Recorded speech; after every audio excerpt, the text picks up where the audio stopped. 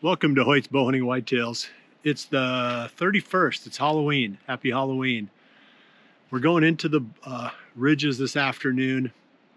We've got to go in and set the stands, so it's a little bit early, a bit earlier than normal. But I mean, this time of the year, you should probably be out there as many hours as you can.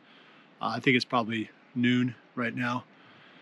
The spot we're going to is right on the edge.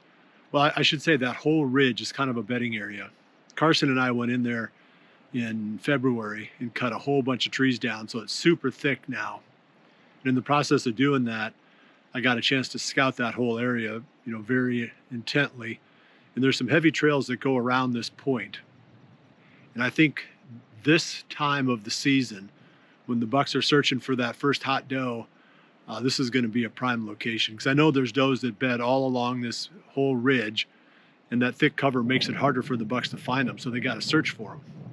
So that makes it, just a little bit better as a bow hunter, because they can't just make a wide path and see what's there. They have to go looking.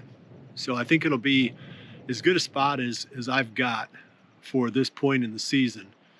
Today's wind is pretty strong, probably 15 plus miles per hour out of the west, a little bit of north in it, so a little bit northwesterly.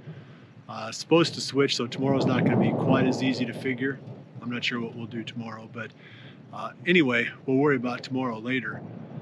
This spot, like I said, I got to hang the stand, so we better get rolling here. But once we get up in the tree, I'm going to get an update, and we'll find out what Amos has been seeing and what he's been doing. He's been pretty busy beating the bushes on the public land, and he's got some stories to tell. So yeah, I mean, hopefully the rain holds off. I don't like rain and camera gear in the same sentence, but we're gonna get up in there and hopefully we can bring you some action.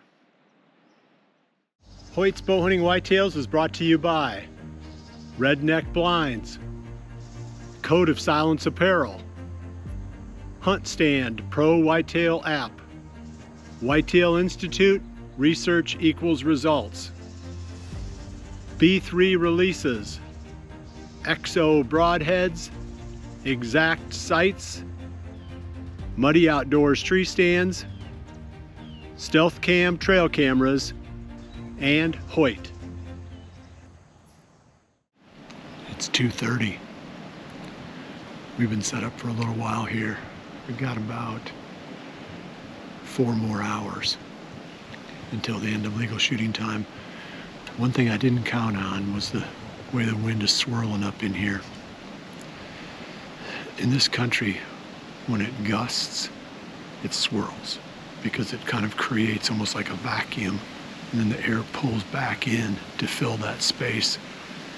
It's a bad deal, because normally you want to be high like this, and then your scent just stays over the valley on the downwind side. But today it's going this way, then it's going that way. I mean, it's going to be pure luck if something gets within bow range without smelling us.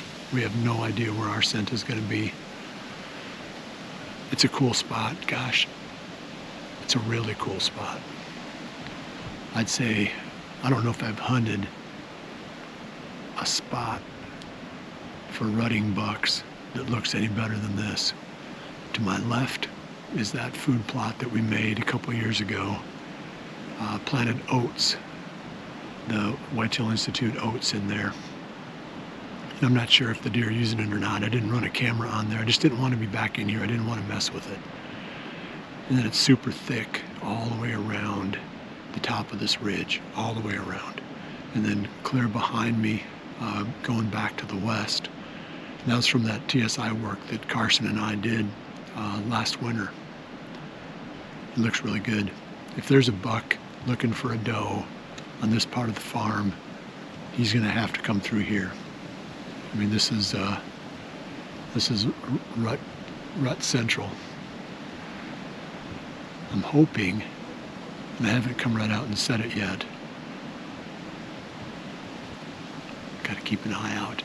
I'm hoping that Jordan buck comes back, because this is where he was at last year. So if he comes back to rut in the same place that he did last year, this would be a great spot to pick him off. We got a couple hours left. This wind is cold. Are you cold, Amos? I'm a little chilly. Yeah. When you sit in one place for a long time and you don't move, the cold just kind of seeps into you. We haven't seen any deer yet. We're hitting that part of the day though when they should be getting out of their beds and moving. This time of the season though, I mean, you'd expect the bucks to be on their feet at any time during the day. So I'm a little bit surprised that we didn't see anything sooner. They don't mind this wind near as much as, what people might think. But we have had a lot of wind. Some pretty high gusts, I'd say. Well, how many trees have we heard fall over? 3 or 4? At least, yeah. Yeah. At least not ours, so that's good. Ours didn't go down yet. But we had one about maybe 100 yards or so behind us crash to the ground. And those are all dead trees. Obviously, we're not sitting in a dead tree. But let's get a quick update from Amos on what he's been doing. He's been kicking around in Minnesota and Iowa, fair bit of public land, and just getting some experience self-filming, learning how to use the equipment. Yeah, so like Bill said, luckily enough he's got some extra equipment for me to use. I'm getting a lot of experience with the camera and just hunting by myself and getting some really cool shots, even like some birds and some squirrels and that. And luckily enough, I've been getting on a couple deer, seen a lot of does and fawns, a couple smaller bucks, but it was 2 days ago, I think, 29th, on one of those really windy days. I was out hunting and I was on my way in, rowing into a spot, and I picked up my phone to check the maps to make sure I knew exactly where I was going. It was kind of a new spot to me, do like observation sit. And I, lo and behold, looked up. Coming out of the willows was a very nice deer, and I just had enough time to turn my iPhone, and turn it to video and get a quick glimpse of it. But I'll be chasing that deer here in the next couple days. Yeah. Hopefully he'll be on his feet with the rut, but we'll see what it entails, and hopefully you guys can follow along with that. Yeah, that's a heck of a deer. I mean, that's a dandy. Good luck, and it's kind of cool that you said he was on his feet at 3:30 in the afternoon. Mm-hmm. Yeah. So, I mean, the area where you showed me where he lived, there's a lot of places where he could be, but you got time on your side. So as long as I don't keep you too busy filming here, you should get a chance to hopefully see that deer again. All right. We're going to go back to keeping an eye out here, and hopefully our tree doesn't fall. That's the main thing. As long as our tree doesn't fall, we'll count this as a successful hunt. But it sure would be nice to have a couple of bucks come by in the process. We're losing light fast. I'd say maybe an hour of legal shooting time, maybe 45 minutes of camera light, maybe a little bit more. We haven't heard any more trees fall, but the wind is, it still kicks up once in a while, but it's starting to slacken off a little bit. The bucks aren't cooperating though. This farm, I haven't figured it out yet. I think I'm doing the right things. I think I'm hunting smart. I think we got in here clean. I know this is a great spot. The wind was a little bit fluky, but it was only blowing either straight up the bluff or straight down. It was never blowing along it. So I don't think we were polluting this whole area. I don't know, maybe nobody else has seen anything tonight either, but it sure feels like it should be perfect conditions for this phase of the rut. But the point is, I'm getting my butt kicked. And unless something shows up here in the last little bit, I'm gonna close it out now. And I expect something's gonna show up. Gosh, I can't imagine going this last hour. But a lot of times these bedding areas, when you hunt close to these bedding areas, they go dead early because the deer start moving out towards the primary feeding areas, and they move away from these spots. You know, these bedding areas are awesome in the morning because the deer are moving toward them. It's always more fun to hunt the spots that the deer are moving toward than the spots that the deer are moving away from. But this is a good spot even for an evening hunt, despite the fact that the action might die a little bit earlier than it would, you know, otherwise. So I'm going to wrap it up here. If anything else shows up, well, let's talk about tomorrow.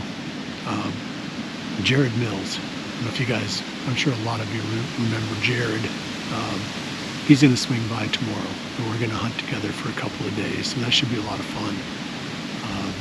You know, I've known Jared. He was an intern at Midwest Whitetail clear back in 2010 when I was running that company, and so we go back a long ways.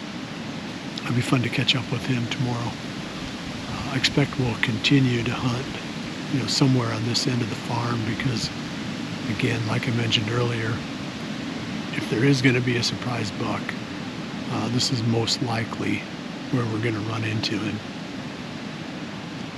And then Amos is going to be out there chasing after him. What are we naming that buck? I'm thinking kind of moose, like he lives in the willows, like a big Alaskan moose. He's a creative lad. So we'll hear more from Amos in his pursuit of the moose. Well, we appreciate you joining us. And like I said, if anything else comes out here in the last bit, we'll show it to you. But we'll see it right back here again tomorrow for the next episode of Hoyt's Bowhunting Whitetails. And remember to always dream big.